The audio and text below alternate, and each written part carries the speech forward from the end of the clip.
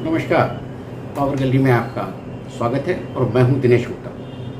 हम बात कर रहे हैं मध्य प्रदेश में सत्ता के संघर्ष की 28 सीटों के विधानसभा उपचुनाव की। उपचुनाव के लिए नामांकन पत्र दाखिल हो चुके हैं और नाम वापसी का आज आखिरी दिन है। नाम वापसी से पहले जो हंगामा मध्य प्रदेश की राजनीति में बढ़पा है वह कांग्रेस पार्टी के लिए बड़ा नुकसानदेह साबित हो सकता है। पिछले 6 महीने से उपचुनाव में लगातार अपनी बढ़त बनाए हुए कांग्रेस अब बैकफुट पर नजर आ रही है। वजह कोई और नहीं, खुद कमलनाथ हैं। कमलनाथ ने इमरती देवी के बारे में जो कहा वह शायद पहले कभी किसी कांग्रेसी नेता ने इस तरह के शब्दों का उपयोग नहीं किया होगा, खासकर कमलनाथ जैसे वरिष्ठ नेताओं की उनकी पीढ़ी के लोगों ने, क्योंकि वो संस्कृति और संयम जानते हैं। लेकिन कमलनाथ ने संयम खो दिया और इमरती देवी के लिए आइटम जैसे शब्दों का प्रयोग किया। क्या उसका नाम लूं? आप तो उसको मेरे से ज्यादा पहचानते हैं। आपको तो मुझे पहले ही सावधान कर देना चाहिए था। ये क्या आइटम है? क्या आइटम है? आइटम के बारे में बताने की हमें आवश्यकता नहीं है। हम जानते हैं कि फिल्मों में आइटम गर्ल का मतलब क्या होता है और आइटम का मतलब क्या होता है। कमलनाथ भले ही मासूम बनकर ये कहें कि लोकसभा की कार्यसूची में, विधानसभा की कार्यसूची में आइटम होता है, कैबिनेट में आइटम होता है, वो आइटम और जिस टोन में आपने कमलनाथ ने कहा है वो आइटम अलग तरह का है। जिस तरह के ठाके डबरा के मंच पर लगे आइटम कहने के नहीं, उनका बोलना स्वाभाविक है। इसलिए स्वाभाविक है कि वो बंगाल का आदमी है।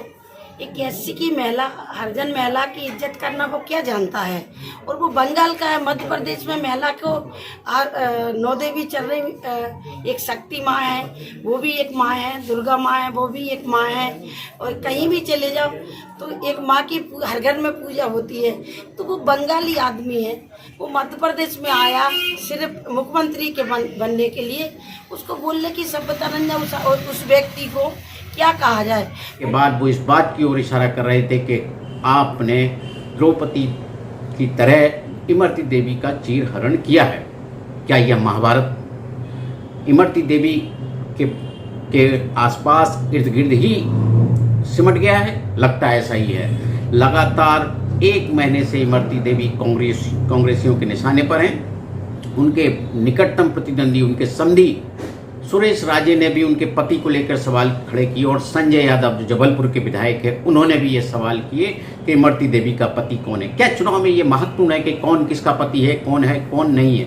ये निश्चित तौर पर आपत्तिजनक है, बेहद आपत्तिजनक है। इस तरह की भाषा यदि हमारे नेता करेंगे तो राजनीति की दिशा क्या होगी? आखिर क्या वजह है कि इमरती देवी कांग्रेसियों के निशाने पर है और इतना कांग्रेसी झल्लाए हुए इमरती देवी से?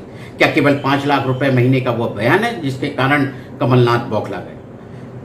जैसा कि आप जानते ही हैं कि इमरती देवी ने कहा था कि कमलनाथ की 15 महीने की सरकार में हर मंत्रियों को 5 विधायकों की जिम्मेदारी दी गई थी। उनका खर्चा उठाना था। हर मंत्री को 5 लाख रुपए 5 विधायकों को दिए जाने थे। यानी एक मंत्री के खाते में 25 लाख रुपए का खर्चा कमलनाथ ने डाला था। इमरती देवी ने यह भी कहा था कि ये उन्होंने अपने आप को मुख्यमंत्री पद पर बनाए रखने के लिए किया। शायद यह सच हो, क्योंकि इस आरोप की कोई जांच नहीं हुई। उसी तरह नहीं हुई जैसे 35 करोड़ रुपए लेकर दल बदलने के आरोप कमलनाथ ने लगाए, ना उनकी जांच हुई।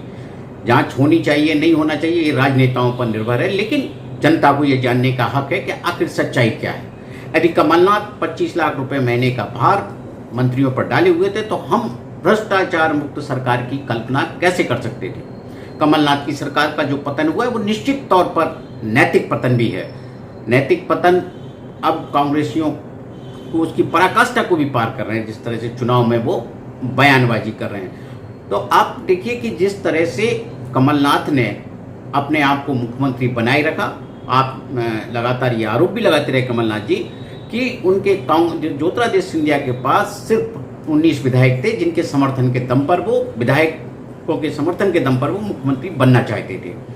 कमलनाथ ने जो राजनीति मुख्यमंत्री बनने के लिए किया, जिस तरह की खरोद फरोख्त की, वो राजनीति ज्योतिरादित्य सिंधिया नहीं कर सकते। ये सर्वविदित है, सभी जानते हैं कि सिंधिया परिवार पर कोई दाग अब तक नहीं लगा है, लेकिन उनकी छवि को दागदार करने की कोशिश उनके ज्योतिरादित्य सिंधिया के जब से वो राजनीति में आए तब से लगातार हो रही है, लेकिन वो कोई भी पार्टी रही हो उनकी छवि को कलंकित नहीं कर सकी। अब इमरती देवी को निशाने पर लिया जा रहा है, उनकी छवि खराब करने की कोशिश की जा रही है। इमरती देवी ज्योतिरादित्य सिंधिया के सबसे करीबी हैं और कांग्रेस में जब वो थी तो उन्होंने कमलनाथ की नींद हराम कर रखी थी और प्रदेश कांग्रेस कमेटी का अध्यक्ष बनाने के लिए, ज्योतिरादित्य सिंधिया को अध्यक्ष बनाने के लिए वो मुहिम चलाए हुई थी और पूरे दम ठोक कर, छाती ठोक कर वो कमलनाथ के खिलाफ खड़ी होती थी और उन्हें चुनौती देती थी। निश्चित तौर पर इस चुनाव में इमरती देवी और कमलनाथ के बीच अब रोचक मुकाबले की स्थिति बन गई है। सारे मुद्दे पीछे छूट गए हैं। हम मुद्दों को लगातार मुद्दों पर नजर बनाए रखेंगे, लेकिन हमारा आपसे आग्रह है कि आप भी स्थितियों पर नजर बनाए रखें और हमारा YouTube चैनल सब्सक्राइब करें, लाइक करें, उसे शेयर जरूर करें। नमस्कार, धन्यवाद।